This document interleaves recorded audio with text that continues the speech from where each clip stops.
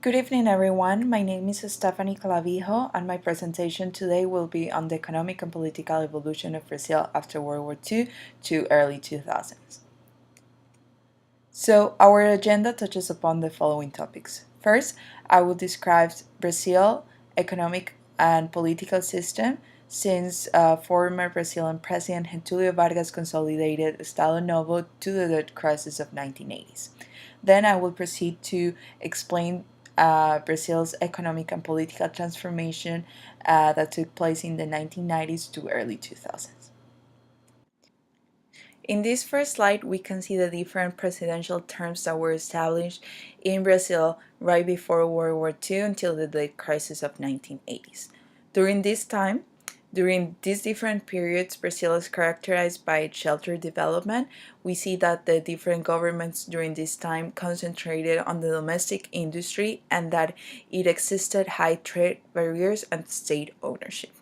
So while the post-World War II period, John Maynard Keynes was highly influenced in the Western world, in Latin America, a different school of thought was developed. This was with the purpose to specifically address the issues to this region. So, commanded by the Argentinian economist Raúl Prebisch in its early stages, it was argued that Latin American countries could reach a desirable economic growth and socioeconomic modernization if they applied the import substitution industrialization strategy into their system. So that's why we see that these ideas are implemented in the political and economic system in Brazil. If we look into specific examples, we see on the left side that the authoritarian regime that was established in Brazil by Getulio Vargas in 1937, named Estado Novo, and that lasted until 1954, focused on achieving optimal economic levels by having the central government regulating the conditions of the market. So, in order to move away from any kind of dependency, Vargas promoted the implementation of state owned enterprises and favored import substitution industrialization through the development of protectionism. During Vargas' period, we see that investments in specific sectors of the economy were made, more specifically in the steel and oil sectors, as they were selected to become the domestic prominent industry of the country. Naturally, this practice led to state monopolies. One of the most important examples of this is the creation of Petrobras, which is today one of the largest producers of oil in the country. So, from his policies, one can see early indications of import substitution with a main focus on the heavy industry as a way of achieving national independence. Now, in the middle, we see his successor, Juscelino Kubitschek, continue with this inward approach. And it is actually that Kubitschek has been cataloged as an aggressive promoter of import substitution industrialization during his time in office, centering this strategy at the very heart of economic policy. So, in the same way as Vargas focused on investing in certain areas of the economy, Kubitschek developed a programa de metas through which he promoted heavy investments in the industrial sector. Even though such practices conducted by the government helped Brazil to grow economically, also these strategies intensify problems in the economy such as inflation and inequality.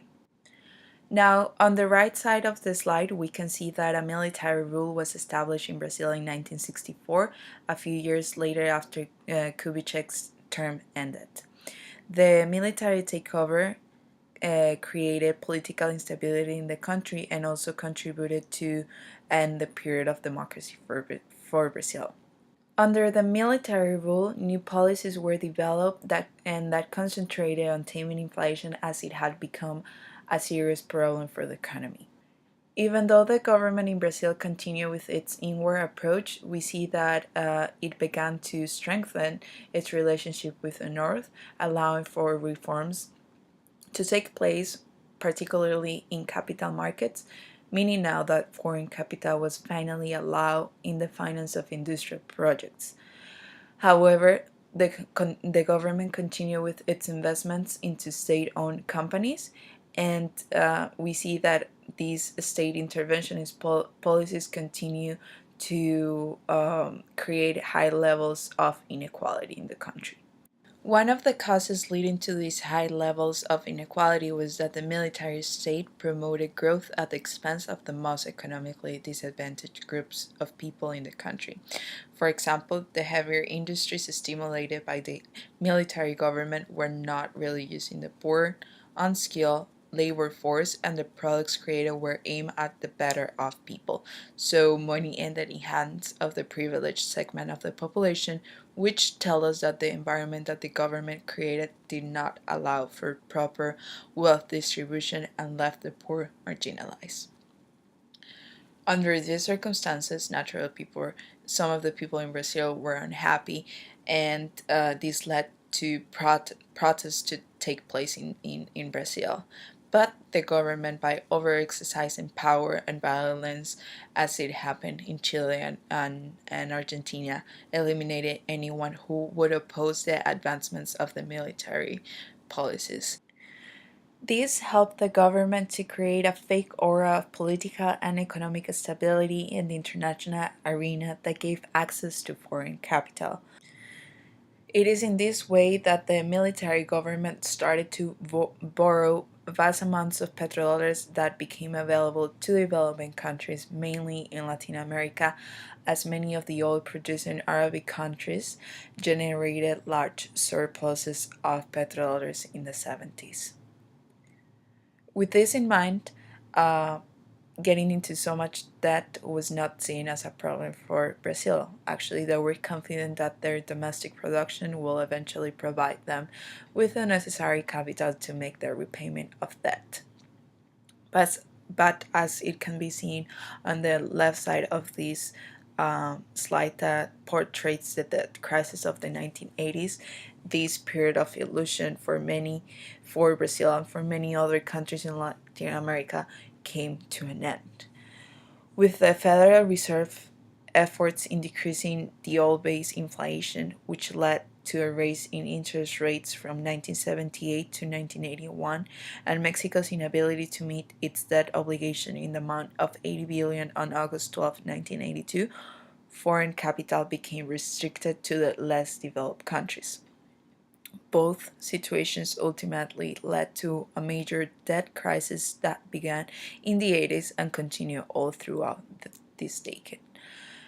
Naturally, now without access to foreign capital and interest rate averaging 15% in 1981, the military rule in Brazil was faced with major economic challenges.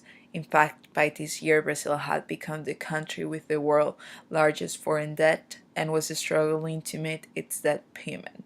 So, in an effort to survive the economic crisis, what Brazil did is to accept the mandates of the institutions controlling the financial system, like the IMF, shown on the right side of this slide.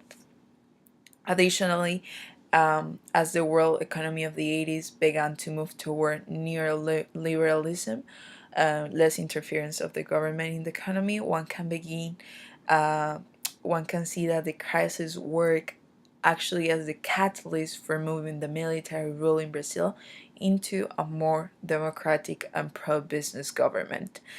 So, what unfolds after this economic shock is a period where Brazil begins to promulgate neoliberal policies reflecting its intent of fitting better into the world economy.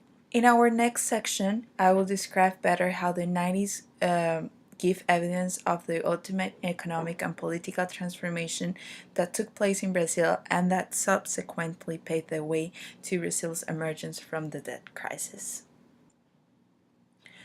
Continuing with our next section, Brazil in the 1990s to early 2000s, what was happening at the time is that Brazil was struggling to survive the debt crisis of the 80s. The ravages of the debt crisis were more present than ever, so the country followed a complete transformation of the political and economic system. On the political side, the most evident change was initiated by the military rule officially ending its period of more than 20 years in power. It is finally that in 1990, the first democratic president is elected, which can be seen on the left side of this slide, and who comes to be known as Fernando Collor de Mello. On the economic side, the 90s became the decade of reforms for Brazil because Fernando Collor de Mello and his successor Itamar Franco, in the middle of this presentation, and Fernando Henrique Cardoso on the right side of this presentation, adopted trade liberalization strategies and promoted the privatization of state-owned enterprises. So these presidents have been recognized as having the merit of transforming the closed economy in Brazil with a strong presence of the state as a producer of goods and services to an economy with a marked degree of openness to merchandise trade and capital and a simultaneous reductions in the function of the state as a direct producer. So, with such policies, one can see the new direction of the Brazilian government to opt for a market based economy with less government intervention in the flow of capital, goods, and services. So, continuously, now that Brazil exemplified a more open economy, tariff barriers were significantly decreased for foreign importance. So, this helped to attract foreign capital investments which drove again the country's economic growth. Although Brazil's economy achieved a degree of stabilization in the 90s, the three presidents, Collor, Franco, and Cardoso, failed to properly address the debt problem in the country. So the Brazilian population turned to the founding member of the Workers' Party, Luiz Inácio Lula da Silva, to give Brazil the final push needed to emerge as an economy. And with this, I conclude my presentation. I just wanted to expose briefly to the class how was the economic and political system of Brazil after World War II, the causes that led to its transformation, and finally to demonstrate after the transformation what changed in the economic and political system in Brazil. I hope you enjoyed the presentation and thank you for your time.